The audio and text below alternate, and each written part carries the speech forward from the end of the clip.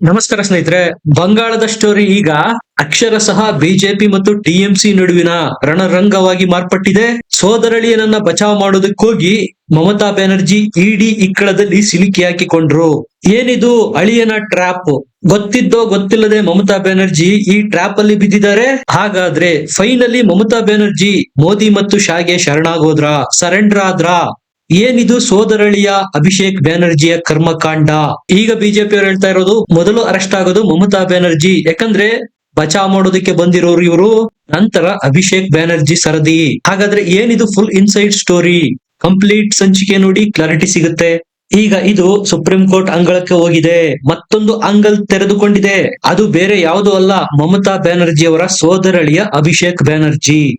ಈತ ಮಾಡಿರ್ತಕ್ಕಂತ ಕರ್ಮಕಾಂಡದಿಂದನೇ ದೀದಿಗೆ ಸಂಕಷ್ಟ ಬಂದಿರೋದು ಅನ್ನುವ ಮಾತುಗಳು ಕೇಳಿ ಬರ್ತಾ ಇದಾವೆ. ಮಮತಾ ಬ್ಯಾನರ್ಜಿ ಅವರೇನು ಇಡಿ ರೈಡ್ ಮಾಡಿದಂತಹ ಐಪ್ಯಾಕ್ ಸಂಸ್ಥೆಗೆ ನುಗ್ಗಿ green file, hard disc, mobile ಗಳನ್ನ ಎತ್ತಕೊಂಡೋದ್ರು. ಅವೆಲ್ಲ ಸೋದರಳಿಯ ಅಭಿಷೇಕ್ ಬ್ಯಾನರ್ಜಿಗೆ ಸಂಬಂಧಪಟ್ಟಿರ್ತಕ್ಕಂಥದ್ದು ಅಂತ ಹೇಳಲಾಗ್ತಾ ಇದೆ. ಇದೇ ಫಸ್ಟ್ ಅಲ್ಲ ಮಮತಾ ಬ್ಯಾನರ್ಜಿ ಮತ್ತು ಟಿಎಂಸಿ ಮೇಲೆ ದಾಳಿಗಳಾಗ್ತಾ ಇರೋದು. ಮೊದಲು ಸಹ ಇಡಿ ಸಿಬಿಐ ದಾಳಿಗಳಾಗಿದ್ದಾವೆ. ಆದ್ರೆ ಆಗೆಲ್ಲ ದೀದಿ ಇಷ್ಟು ಅತಿರೇಕಕ್ಕೆ ಹೋಗಿರ್ಲಿಲ್ಲ. ಟಿಎಂಸಿಯ ಮತದಾರರಿಗೆ ಅನುಮಾನಕ್ಕೆ ಕಾರಣ ಮಾಡಿಕೊಡುತ್ತೆ. ಫೈಲ್ ಒತ್ತೊಯ್ಯೋದು, ಹಾರ್ಡ್ ಡಿಸ್ಕ್, ಫೋನ್ಗಳನ್ನ ಒತ್ತೊಯ್ಯೋದು, ಇದು ಸಾಕ್ಷ್ಯನಾಶ ಅಂತಾಗುತ್ತೆ. ಖುದ್ದು ಮಮತಾ ಬ್ಯಾನರ್ಜಿ ಅವರ ಮತದಾರರೇ ಅವರನ್ನ ಅನುಮಾನದ ದೃಷ್ಟಿಯಿಂದ ನೋಡ್ತಾ ಇದ್ದಾರೆ. ಅದಕ್ಕೆಲ್ಲ ಕಾರಣ ಅವರ ಸೋದರಳಿಯ ಅಭಿಷೇಕ್ ಬ್ಯಾನರ್ಜಿ ಮಾಡಿರ್ತಕ್ಕಂತಹ ಕರ್ಮಕಾಂಡಗಳು. ಸರಿಯಾಗಿ ಇನ್ವೆಸ್ಟಿಗೇಷನ್ ಮಾಡಿದ್ರೆ ಮೊದಲು ಅಭಿಷೇಕ್ ಬ್ಯಾನರ್ಜಿ ಅವರು ಅರೆಸ್ಟ್ ಆಗ್ತಾರೆ, ನಂತರ ದೀದಿಯ ಸರದಿ ಅನ್ನೋದು ಬಿಜೆಪಿ ಮಾಡೋ ಆರೋಪ. ಇಲ್ಲಿ ಮಮತಾ ಸ್ಪಷ್ಟವಾಗಿ ದುಡುಕಿರೋದು ಗೊತ್ತಾಗುತ್ತೆ. ಈ ಫೈಲ್ ಯಾವುದು 2014ರ ಹಿಂದಿನ ಕಲ್ಲಿದ್ದಲು ಹಗರಣಕ್ಕೆ ಸಂಬಂಧಪಟ್ಟಿರೋದು ಅಂತ ಹೇಳಲಾಗ್ತಾ ಇದೆ. ಇದಕ್ಕೆ ಅಭಿಷೇಕ್ ಬ್ಯಾನರ್ಜಿ ಮತ್ತು ಅವರ ಪತ್ನಿ ರುಚಿರಾ ಬ್ಯಾನರ್ಜಿ ಅವರು ಲಿಂಕ್ ಇದೆ. ಇದನ್ನ ನಾನ್ ಹೇಳ್ತಾ ಇಲ್ಲ, ಇಡಿಯ ಸ್ಫೋಟಕ ದಾಖಲೆಗಳು ಹೇಳ್ತಾ ಇರೋದು. ಅಭಿಷೇಕ್ ಬ್ಯಾನರ್ಜಿ ಅವರು ಸುಪ್ರೀಂ ಕೋರ್ಟ್ ವರೆಗೂ ಹೋಗಿದ್ರು. ಇಡಿ ಅವರು ನನ್ನನ್ನ ತನಿಖೆ ಮಾಡೋದಕ್ಕೆ ದಿಲ್ಲಿಗೆ ಕರೀತಾ ಇದ್ದಾರೆ, ನಾನು ದಿಲ್ಲಿಗೆ ಹೋಗೋದಿಲ್ಲ, ಪಶ್ಚಿಮ ಬಂಗಾಳದಲ್ಲಿ ಕೋಲ್ಕತ್ತಾದಲ್ಲಿ ತನ್ನ ಮನೆಗೆ ಬಂದು ಇಡಿ ತನಿಖೆ ಮಾಡಬೇಕು, ಇದಕ್ಕೆ ಅವಕಾಶ ಮಾಡಿಕೊಡ್ಬೇಕು ಅಂತ ಸುಪ್ರೀಂ ಕೋರ್ಟ್ ಹೋಗಿದ್ರು ಅಭಿಷೇಕ್ ಬ್ಯಾನರ್ಜಿ. ಸುಪ್ರೀಂ ಕೋರ್ಟ್ ಹೇಳಿರೋದು, ಇಡಿ ಎಲ್ಲಿ ಕರೆಯುತ್ತೋ ಅಲ್ಲಿ ಹೋಗಿ ತನಿಖೆಗೆ ಹಾಜರಾಗಿ, ನೀವು ಹೇಳಿದಂತೆ ಕೇಳೋದಕ್ಕಾಗೋದಿಲ್ಲ. ಫಸ್ಟ್ ಆಫ್ ಆಲ್ ಅವ್ರು ತಪ್ಪು ಮಾಡೇ ಇಲ್ಲ ಅಂದ್ಮೇಲೆ ದಿಲ್ಲಿಗಾದ್ರೇನು ಬೊಂಬಾಯಿಗಾದ್ರೇನು ಹೋಗಿ ತನಿಖೆ ಎದುರಿಸಬಹುದು ತಾನೆ. ಇಲ್ಲಿ ಇಡಿ ಅವರು ಪಶ್ಚಿಮ ಬಂಗಾಳದಿಂದ ಅವರನ್ನ ಹೊರಗೆ ಕರೀತಾ ಇರೋದ್ರಲ್ಲೂ ಒಂದು ಪಾಯಿಂಟ್ ಇದೆ. ಈ ಕೇಸ್ ಏನಾದ್ರೂ ಪಶ್ಚಿಮ ಬಂಗಾಳದಲ್ಲೇ ತನಿಖೆಯಾದ್ರೆ ನಮಗೆ ನ್ಯಾಯ ಸಿಗುತ್ತೆ ಅನ್ನುವ ಯಾವ ಭರವಸೆನೂ ಇಡಿಗೆ ಇಲ್ಲ. ಯಾಕಂದ್ರೆ ಮಮತಾ ಬ್ಯಾನರ್ಜಿ ಕೈಯಲ್ಲೇ ಇದೆ ಅಧಿಕಾರ, ರಾಜ್ಯ ಸರ್ಕಾರ. ಇಡಿ ವಿರುದ್ಧನೇ ಎಫ್ಐಆರ್ ದಾಖಲು ಮಾಡಿದ್ದಾರೆ. ಇದಕ್ಕೆ ಬಿಜೆಪಿ ಅವರು ಹೇಳ್ತಾ ಇರೋದು, ಮಮತಾ ಬ್ಯಾನರ್ಜಿ ಅವರ ತಾನಾಶಾಹಿ ಸರ್ವಾಧಿಕಾರಿ ಸರ್ಕಾರ ಇದೆ ಪಶ್ಚಿಮ ಬಂಗಾಳದಲ್ಲಿ.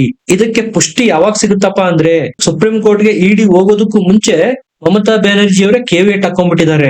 ಮುಂದೇನಾದ್ರೂ ಸುಪ್ರೀಂ ಕೋರ್ಟ್ಗೆ ಇಡಿ ಬಂದ್ರೆ ನನ್ನ ಪಕ್ಷವನ್ನು ಆಲಿಸದೆ ತೀರ್ಪು ಕೊಡಬೇಡಿ, ನನ್ನ ಅಭಿಪ್ರಾಯವನ್ನು ಕರೆದು ಕೇಳಿ ಅಂತ ಕೇವಿಯೇಟ್ ಅರ್ಜಿ ಹಾಕಿರೋದು ಮಮತಾ ಬ್ಯಾನರ್ಜಿ ಸುಪ್ರೀಂ ಕೋರ್ಟ್ ಅಲ್ಲಿ. ಎಲ್ಲೋ ಒಂದ್ ಕಡೆ ಇವೆಲ್ಲ ಮಮತಾ ಬ್ಯಾನರ್ಜಿ ಅವರು ಎಲ್ಲೋ ಏನೋ ತಪ್ಪು ಮಾಡಿರಬಹುದು, ಅದನ್ನ ಮುಚ್ಚಾಕೋದಕ್ಕೋಸ್ಕರನೇ green file, hard disk, phone ಗಳನ್ನ ಒತ್ತೊಯ್ದಿದ್ದಾರೆ.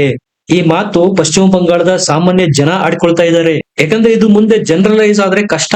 ಒಬ್ಬ ಸಾಮಾನ್ಯ ವ್ಯಕ್ತಿ ಮೇಲೆ ಇಡಿ ದಾಳಿ ಮಾಡಿದಾಗ ಆತನೂ ಸಹ ಸಾಕ್ಷ್ಯನಾಶಕ್ಕೆ ಪ್ರಯತ್ನ ಮಾಡಿ, ಪಶ್ಚಿಮ ಬಂಗಾಳದ ಮುಖ್ಯಮಂತ್ರಿನೇ ಈ ರೀತಿ ಮಾಡಿದ್ರು, ಅವ್ರಿಗೊಂದ್ ನ್ಯಾಯ ನನಗೊಂದ್ ನ್ಯಾಯನ ಅಂತ ಕೇಳಿದ್ರೆ ಯಾವ ಕಡೆ ಹೋಗುತ್ತೆ ಕಾನೂನು ವ್ಯವಸ್ಥೆ? ತಪ್ಪು ಮಾಡಿಲ್ಲ ಅಂದ್ರೆ ಇಡಿ ಆದ್ರೇನು ಸಿಬಿಐ ಆದ್ರೇನು ತನಿಖೆ ಎದುರಿಸಿ ಅಂತ ಪಶ್ಚಿಮ ಬಂಗಾಳದ ಜನರೇ ಹೇಳ್ತಾ ಇದ್ದಾರೆ. ಯಾಕಂದ್ರೆ ಇಡಿಗೆ ಆ ಎಲ್ಲ ಪವರ್ ಇದಾವೆ. ಹೇಮಂತ್ ಸೊರೇನ್ ಪರಿಸ್ಥಿತಿ, ಕೇಜ್ರಿವಾಲ್ ಪರಿಸ್ಥಿತಿ ಏನಾಯ್ತು ನೋಡಿದ್ರಲ್ಲ. ಕಂಬಿ ಹಿಂದೆ 6 ತಿಂಗಳುಗಟ್ಲೆ ಜೈಲುವಾಸ ಅನುಭವಿಸಿ ಬಂದ್ರು. ಈಗ ಮಮತಾ ಬ್ಯಾನರ್ಜಿಯ ಸರದಿ ಅನ್ನೋದು ಬಿಜೆಪಿ ಅವರು ಹೇಳ್ತಾ ಇರೋದು. ಯಾಕಂದ್ರೆ ದೀದಿಯ ನಡೆಗಳೆಲ್ಲ ಅನುಮಾನಕ್ಕೆ ಕಾರಣ ಮಾಡ್ತಾ ಇದಾವೆ. ಸುಪ್ರೀಂ ಕೋರ್ಟ್ಗೆ ಇಡಿ ಹೋಗೋದಕ್ಕೂ ಮುಂಚೆನೆ ಹೋಗಿ ಕೇವಿಯೇಟ್ ಹಾಕಿರೋದು, ನನ್ನ ಹತ್ರ ಅಮಿತ್ ಶಾ ಭ್ರಷ್ಟಾಚಾರದ ಪೆನ್ ಡ್ರೈವ್ ಇದೆ ಅಂತೇಳಿ ಅದನ್ನ ಬಿಡದೇ ಇರೋದು, ಇದೆಲ್ಲ ಮಮತಾ ವಿರುದ್ಧ ಎಲ್ಲೋ ಒಂದ್ ಕಡೆ ತಿರುಗಿ ಬೀಳ್ತಾ ಇದೆ. ಮೊಟ್ಟ ಮೊದಲ ಬಾರಿಗೆ ಪಶ್ಚಿಮ ಬಂಗಾಳದ ರಾಜಕೀಯ ಇತಿಹಾಸದಲ್ಲೇ ಮಮತಾ ಬ್ಯಾನರ್ಜಿ ಇಷ್ಟೊಂದು ಗಾಬರಿಯಾಗಿರೋದು. ಜನ ಸಾಮಾನ್ಯವಾಗಿ ಪ್ರಶ್ನೆ ಕೇಳ್ತಾ ಇದ್ದಾರೆ, ಐಪ್ಯಾಕ್ ಪ್ರೈವೇಟ್ ಸಂಸ್ಥೆಗೂ ನಿಮಗೂ ಏನ್ ಸಂಬಂಧ? ಇಡಿ ರೈಡ್ ಮಾಡಿರೋದು ನೋಡಿದ್ರೆ ಐಪ್ಯಾಕ್ ಕಂಪನಿಯ ಮೇಲೆ, ಅದು ಪೊಲಿಟಿಕಲ್ ಅಡ್ವೈಸ್ ಕೊಡುವ ಪ್ರೈವೇಟ್ ಸಂಸ್ಥೆ. ಅದರ ಮೇಲೆ ಇಡಿ ರೈಡ್ ಮಾಡಿದ್ರೆ ನೀವ್ ಯಾಕೆ ಹಾರಾಟ ಚೀರಾಟ ಮಾಡ್ಬೇಕು? ನಾನು ಮುಖ್ಯಮಂತ್ರಿಯಾಗಿ ಹೋಗಿಲ್ಲ, ಒಂದು ಪಕ್ಷದ ನಾಯಕಿಯಾಗಿ ಹೋಗಿರೋದು ಅಂತೀರಾ. ಜೊತೆಯಲ್ಲಿ ಡಿಜಿಪಿ, ಕಮಿಷನರು, ಮುಖ್ಯ ಸಚಿವರನ್ನ ಕೊಂಡೊಯ್ದಿದ್ಯಾಕೆ? ಇವೆಲ್ಲ ಸಾಮಾನ್ಯ ಪ್ರಶ್ನೆಗಳು ರೈಸ್ ಆದೇ ಆಗುತ್ತೆ. ಅಂದ್ರೆ ಎಲ್ಲೋ ಒಂದ್ ಕಡೆ ಮಮತಾ ಬ್ಯಾನರ್ಜಿ ಅವರು ತಾವು ಕೊಡ್ತಾ ಇರ್ತಕ್ಕಂತಹ ದ್ವಂದ್ವಕಾರಿ ಸ್ಟೇಟ್ಮೆಂಟ್ ಗಳಿಂದ ಬಿಜೆಪಿಯ ಜಾಲದಲ್ಲಿ ಸ್ಪಷ್ಟವಾಗಿ ಸಿಕ್ಕಾಕೊಂಡ್ಬಿಟ್ರು. ಮಮತಾ ಬ್ಯಾನರ್ಜಿ ದೊಡ್ಡ ಫೈಟರ್ ಅನ್ನೋದು ಅಲ್ಲಿಯ ಬಂಗಾಳದ ಜನಕ್ಕೆ ಗೊತ್ತಿದೆ. ಆದ್ರೆ ಪ್ರಥಮ ಬಾರಿಗೆ ದೀದಿಗೆ ಗಾಬರಿ ಹುಟ್ಟಿರೋದು ನಿಜ. ಯಾಕಂದ್ರೆ ಜನ ಕೇಳ್ತಾ ಇರೋ ಪ್ರಶ್ನೆ, ಮಮತಾ ಬ್ಯಾನರ್ಜಿ ಅವ್ರು ಏನು ತಪ್ಪೇ ಮಾಡಿಲ್ಲ ಅಂದ್ರೆ ಐಪ್ಯಾಕ್ ಮೇಲೆ ರೈಡ್ ಮಾಡಿದ್ರೇನು, ಅವರ ಪಾರ್ಟಿ ಫೈಲ್ ಆದ್ರೇನು, ಐಪ್ಯಾಕ್ ಕಂಪನಿ ಫೈಲ್ ಆದ್ರೇನು, ಸರ್ಕಾರದ ಫೈಲ್ ಆದ್ರೇನು, ತಗೊಂಡೋಗ್ಲಿ ಬಿಡಿ, ಇಡಿ ವಿಚಾರಣೆ ನಡೆಸ್ಲಿ, ಹಾಲಿಂದು ಹಾಲಿಗೆ, ನೀರಿಂದು ನೀರಿಗೆ ಆಗ್ಲಿ. ಸುಖ ಸುಮ್ಮನೆ ಮಮತಾ ಬ್ಯಾನರ್ಜಿ ಅವರು ಬಿಪಿ ರೈಸ್ ಮಾಡಿಕೊಳ್ಳುವ ಅವಶ್ಯಕತೆನೇ ಇರಲಿಲ್ಲ. ಬಿಜೆಪಿ ಅವರಿಗೆ ಅವಕಾಶ ಮಾಡ್ಕೊಟ್ಟಂಗಾಯ್ತು ದೀದಿ. ನೋಡಿ ನೋಡಿ, ಮಮತಾ ಬ್ಯಾನರ್ಜಿ ಸೋಲಿನ ಭಯ ಶುರುವಾಗಿದೆ, ಸಾಕ್ಷ್ಯ ನಾಶಕ್ಕೆ ಮುಂದಾಗಿದ್ದಾರೆ, ಸುಪ್ರೀಂ ಕೋರ್ಟ್ ಅಲ್ಲಿ, ಹೈಕೋರ್ಟ್ ಅಲ್ಲಿ ತಮ್ಮ ಬಣ್ಣ ಬಯಲಾಗುತ್ತೆ ಅಂತ ಅಧಿಕಾರಿಗಳನ್ನ ಚೂ ಬಿಟ್ಟಿದ್ದಾರೆ ಅಂತ ತನ್ನ ದಾಳಿಯನ್ನ ತೀವ್ರಗೊಳಿಸಿದೆ ಬಿಜೆಪಿ. ಇನ್ನೊಂದು ಆರೋಪ ಬಿಜೆಪಿ ಅವರು ಮಾಡೋದೇನಪ್ಪಾ ಅಂದ್ರೆ, ಮಮತಾ ಬ್ಯಾನರ್ಜಿ ಅವರು ಹೇಳ್ತಾರೆ ಅಮಿತ್ ಶಾ ಭ್ರಷ್ಟಾಚಾರದ ಪೆನ್ ಡ್ರೈವ್ ನನ್ನ ಬಳಿ ಇದೆ ಅಂತ. ಬಿಜೆಪಿ ಪಶ್ಚಿಮ ಬಂಗಾಳದಲ್ಲಿ ರ್ಯಾಲಿ ಮಾಡ್ಬೇಕು ಅಂದ್ರೆ ಹೈಕೋರ್ಟ್ ಹೋಗ್ಬೇಕು, ಅಮಿತ್ ಶಾ ಹೋಟೆಲ್ ನಲ್ಲಿ ಕೂಡಿ ಹಾಕ್ತೇನೆ, ಅದೆಂಗೆ ಹೊರಗೆ ಕಾಲಿಡ್ತಾರೋ ನೋಡಿಕೊಳ್ತೇನೆ ಅಂತೆಲ್ಲ ಧಮಕಿ ಹಾಕ್ತಾರೆ ಮಮತಾ ಬ್ಯಾನರ್ಜಿ. ಇನ್ನ ಅವರ ಭ್ರಷ್ಟಾಚಾರದ ಪೆನ್ ಡ್ರೈವ್ ಇದ್ರೆ ಇಷ್ಟು ದಿವಸ ಸುಮ್ನೆ ಇರ್ತಾ ಇದ್ರಾ? ಇದು ಬಿಜೆಪಿ ಅವರು ಕೇಳ್ತಾ ಇರುವ ಪ್ರಶ್ನೆ. ಇವರ ಬಳಿ ಪೆನ್ ಡ್ರೈವ್ ಇಲ್ಲ, ಎಂತದ್ದು ಇಲ್ಲ, ಇಡಿಯ ತನಿಖೆಯನ್ನ ದಿಕ್ಕು ತಪ್ಪಿಸೋದಕ್ಕೆ ಸುಳ್ಳು ಹೇಳ್ತಾ ಇದ್ದಾರೆ ಅಂತ ಆರೋಪ ಮಾಡ್ತಾರೆ. ಮಮತಾರ ಹೇಳ್ತಾರೆ ಸುವೇಂದು ಅಧಿಕಾರಿ ಕಲ್ಲಿದ್ದಲು ಹಗರಣದ ದುಡ್ಡನ್ನ ಅಮಿತ್ ಶಾಗೆ ಟ್ರಾನ್ಸ್ಫರ್ ಮಾಡಿರ್ತಕ್ಕಂತಹ ದಾಖಲೆ ಪೆನ್ ಡ್ರೈವ್ ಅಲ್ಲಿ ಇದೆ. ಈಗ ಹೆಂಗಿದ್ರು ಇಡಿಯ ಕುಣಿಕೆ ತನ್ನ ಸೋದರಳಿಯ ಅಭಿಷೇಕ್ ಬ್ಯಾನರ್ಜಿ ಮತ್ತು ತನ್ನ ವಿರುದ್ಧನೇ ಬಿಗಿಯಾಗ್ತಾ ಇದೆ. ಬಿಡ್ಲಿ ಪೆನ್ ಡ್ರೈವ್ ನ, ಎಕ್ಸ್ಪೋಸ್ ಮಾಡ್ಲಿ ಅಮಿತ್ ಶಾನ ಮತ್ತು ಬಿಜೆಪಿಯ ಸುವೇಂದು ಅಧಿಕಾರಿಯನ್ನ. ಪೆನ್ ಡ್ರೈವ್ ಕೊಟ್ರೆ ದೀದಿಗೆ ತಾನೇ ಒಳ್ಳೇದಾಗೋದು, ಬಿಜೆಪಿಯನ್ನ ಎಕ್ಸ್ಪೋಸ್ ಮಾಡಬಹುದು. ಈ ರೀತಿ ನಮ್ಮನ್ನ ಟ್ರ್ಯಾಪ್ ಮಾಡ್ತಾ ಇದ್ದಾರೆ. ಚುನಾವಣಾ ರಣರಂಗದಲ್ಲಿ ನಮ್ಮನ್ನ ಎದುರಿಸೋದಕ್ಕಾಗದೆ ಇಡಿ, ಸಿಬಿಐ ಕುಣಿಕೆಯಲ್ಲಿ ನಮ್ಮನ್ನ ಬೀಳಿಸಿ ಎದುರಿಸ್ತಾ ಇದ್ದಾರೆ. ಜನರ ಮುಂದೆ ಸಾಕ್ಷ್ಯ ಇಟ್ಟು ಎಕ್ಸ್ಪೋಸ್ ಮಾಡಬಹುದು. ಪೆನ್ ಡ್ರೈವ್ ರಿಲೀಸ್ ಮಾಡಿದ್ರೆ ದೀದಿಗೆ ತಾನೇ ಪ್ಲಸ್ ಆಗೋದು. ಆದ್ರೂ ಬಿಡ್ತಾ ಇಲ್ಲ, ಯಾಕೆ? ಯಾಕಂದ್ರೆ ಎಲೆಕ್ಷನ್ ಈಗ ಆಗ್ತಾ ಇರೋದು. ಈಗ ಪೆನ್ ಡ್ರೈವ್ ರಿಲೀಸ್ ಮಾಡದೆ ಇನ್ಯಾವಾಗ ಮಾಡ್ತಾರೆ? 50 ವರ್ಷ ಬಿಟ್ಟಾದ್ಮೇಲೆ ಮಾಡೋಣ ಅಂತ ಏನಾದ್ರು ಕಾಯ್ತಾ ಇದ್ದಾರಾ? ಅಂದ್ರೆ ಇಲ್ಲಿ ದೀದಿ ಸ್ಪಷ್ಟವಾಗಿ ಬಿಜೆಪಿಯ ಜಾಲದಲ್ಲಿ ಸಿಕ್ಕಾಕೊಳ್ತಾ ಹೋಗ್ತಾ ಇರೋದು ಗೊತ್ತಾಗ್ತಾ ಇದೆ. ಒಂದು ಸುಳ್ಳನ್ನ ಮುಚ್ಚಾಕೋದಕ್ಕೆ ಮತ್ತೊಂದು ಸುಳ್ಳು, ಅದನ್ನ ಮುಚ್ಚಾಕೋದಕ್ಕೆ ಮಗದೊಂದು, ಈ ರೀತಿ ಟ್ರ್ಯಾಪ್ ಅಲ್ಲಿ ಬೀಳ್ತಾ ಇದ್ದಾರೆ. ಸ್ನೇಹಿತರೆ ನೆನ್ಪಿಟ್ಕೊಳ್ಳಿ, ಇಡಿ ಯಾವ್ದಾದ್ರು ಒಂದು ಕೇಸ್ ನ ಕೈಗೆತ್ತಿಕೊಳ್ತು ಅಂದ್ರೆ ಸಾಕ್ಷ್ಯಾಧಾರ ಇಲ್ಲದೆ ಮುಟ್ಟೋದಕ್ಕೆ ಹೋಗೋದಿಲ್ಲ. ಹವಾಲಾ ಹಗರಣ, ಇಲ್ಲಿಗಲ್ ಮನಿ ಟ್ರಾನ್ಸ್ಫರ್, ಎಲ್ಲದಕ್ಕೂ ಡಿಜಿಟಲ್ ಸಾಕ್ಷ್ಯ ಇದ್ರೆ ಮಾತ್ರ ಅವರು ಕೇಸ್ ಕೈಗೆತ್ಕೊಳ್ಳೋದು. ಅದು ಒಂದು ರಾಜ್ಯದ ಮುಖ್ಯಮಂತ್ರಿಯ ಮೇಲೆ ಈ ರೀತಿಯ ಆರೋಪ ಬಂದಾಗ ಎಂಟ್ರಿ ಆಗಬೇಕಾದ್ರೆ ಒಂದಲ್ಲ 100 ಸರಿ ಯೋಚನೆ ಮಾಡುತ್ತೆ ಇಡಿ. ನಾನು ಮತ್ತೆ ಹೇಳ್ತಾ ಇದ್ದೀನಿ, ಡಿಜಿಟಲ್ ಸಬೂತುಗಳಿರ್ಬೇಕಾಗತ್ತೆ. ಇಲ್ಲದೆ ಹೋದ್ರೆ ನಾಳೆ ಸುಪ್ರೀಂ ಕೋರ್ಟ್ ಇಡಿಯನ್ನ ತಲೆ ಕೆಳಗೆ ಕಾಲ್ ಮೇಲೆ ಮಾಡ್ಬಿಡುತ್ತೆ. ಸ್ಪಷ್ಟ ಸಾಕ್ಷ್ಯಾಧಾರಗಳಿಲ್ಲದೆ ಒಬ್ಬ ಮುಖ್ಯಮಂತ್ರಿ ವಿರುದ್ಧ ಇಡಿ ಹೋಗೋದಕ್ಕೆ ಚಾನ್ಸೇ ಇಲ್ಲ.